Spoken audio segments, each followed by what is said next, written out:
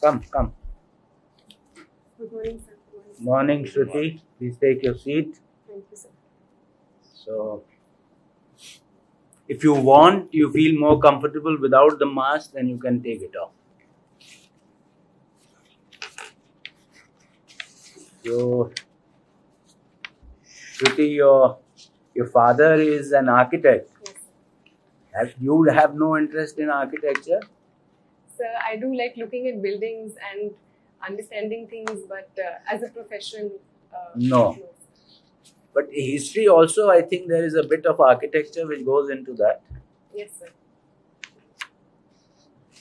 So, tell me this: what is this central vista? The way it's being laid out and planned. What value do you think it will add to Delhi in terms of its architecture and town planning? Yes, sir. So the Central Vista has been planned as a redesigning of the space around the parliamentary building and the secretariats. The main reason for the replanning is certain spatial problems that the area has in terms of a lack of space, and those buildings were made in a certain time period, sir. And a long time has passed since then, and due to those reasons that step is being taken. At the same time, there is also an attempt to redesign a place in a new architectural sort of layout, so that can also be a positive step, sir. So this new architectural layout, what exactly does it kind of represent? Sir, I'm not very aware about the details and the designing of this. Okay, fine. Actually, tell me one thing. This global gender gap, there is a report which is brought out by some agency. Which agency brings it out? Sir, the World Economic Forum. So what is it? Is it an intergovernmental body? Is it?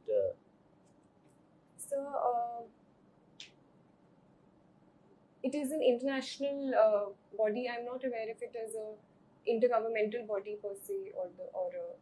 So what do you mean by international body? So I think it has international countries as well as other organizations as members that may not be necessarily state actors. But are some governments also members? Sir, I'm not aware about the conversations. Okay, so what is you are aware of their latest report and India's ranking in it? Sir, I don't remember the exact ranking. Okay, so but it has come down by some 28 positions, isn't it? Yes. What does it show? So, since independence, I believe, sir, the position of women has continuously increased and has become better in certain ways, I do believe, sir. At the same time, certain gaps do exist in the economic, social, as well as educational realm and in political representation, which is shown through the gender gap, sir. And these differences between the position of men and women is something that we do need to work on. And the gender gap index is an indicator of the steps that we need to take forward in this direction, sir. How do you see that it is an indicator of the steps that we need to take? Can you just tell us how exactly is this arrived at? What is the basis of this indexing? Sir, in terms of the methodology used in the index, I'm not aware about the specific indicators, but I do think that the very index and the fact that we have gone down 28 steps is a point where we should come in and try to increase representation of women, say in the parliament from the current 14% to more. The gender gap index also in terms of income is around 27% according to the IMF in terms of wage gap between men and women. So these are certain areas where certain steps definitely can be taken.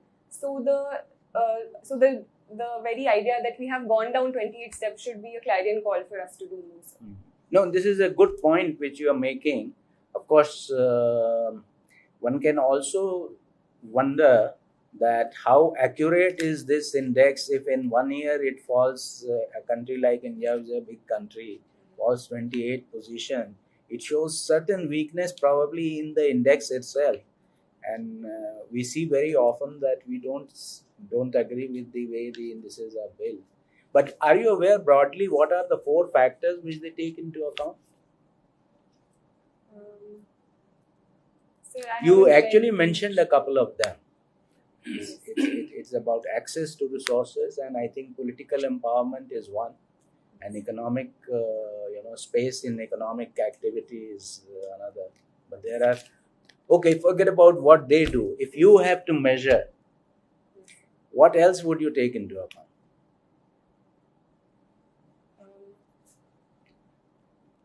So apart from economic indicators and wage gap, apart from political representation, I think educational status is Good. one that needs to be taken into account. Good. Social position, although it's hard to quantify that in terms of an index and a numerical number, is certainly one thing that needs to be taken into account, and the presence of women in the public space. So, Okay. the visibility of women in the public space. Now, isn't the political representation in some way capturing this? Yes, sir. Sir, I do believe. What but about health? Yes, sir. Thank you, sir. Yes, sir. Thank Health, you. health is Health is a very, very important part, especially indicator. the maternal mortality rate. So, if you have to take health as an indicator, forget about this index. Just tell me, as an administrator, if you have to advise somebody to take health also as an indicator, what way will you suggest that this is the way we can measure health? Sir, think and answer. So, with specific reference to women, sir? Yeah.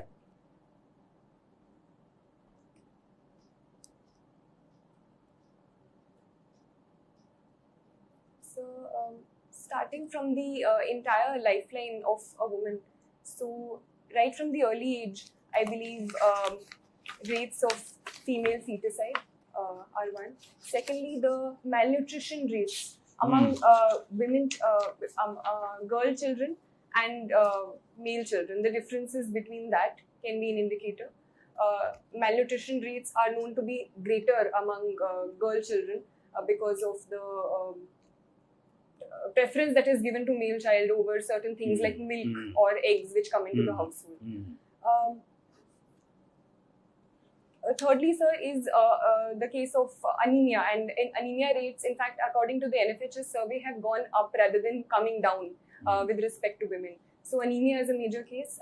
Maternal mortality rate, although has come down in the NFHS 5 data, but certain states it's very alarming, especially Assam and Uttar Pradesh. Excellent. I think you have given a very good reply, I should say. Now, this is going to be my last subject or topic that I am going to touch. And you tell me what is happening in Sri Lanka. What is this crisis, and what are its drivers? What led to this crisis? Yes, sir. So, the Sri Lankan economic crisis is very extreme at this point, and I recently read that even exams are being cancelled because of the lack of paper. So it's a very, very extreme state. The reasons for it have also been therefore gradual and have accumulated over time.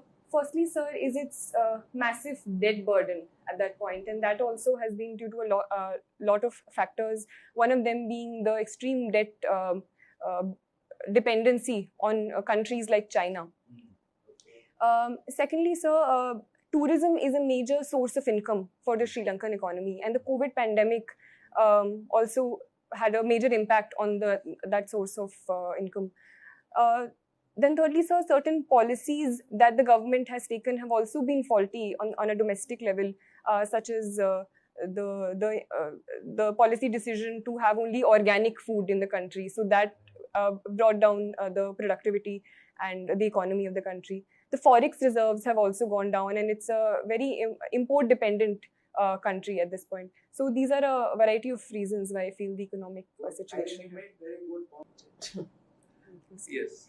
So how better can I answer that question? Because I was in a bit of fix when you were asking yes, no, and see, when emotions and mythology is there, like for example, Ram Setu, it's of economic interest. So if majority of the people believe in mythology and that's why they don't want economic development, forget about the decision of the government of India, forget about but your rational thinking should share that it's a emotional issue, but economic conditions should prevail. So therefore, there is no harm in navigating through it. It's in the beginning you said it's not a man-made structure. It's a natural structure. So if we are able to dig through the Suez Canal and Panama Canal, why not through this?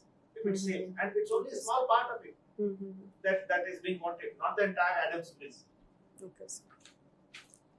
Okay, sir. Thank you, sir. So because if we keep on taking decisions based on sentiments, then we won't progress. Yes, sir. Good. All the best. Thank you, sir. All the best, Shruti.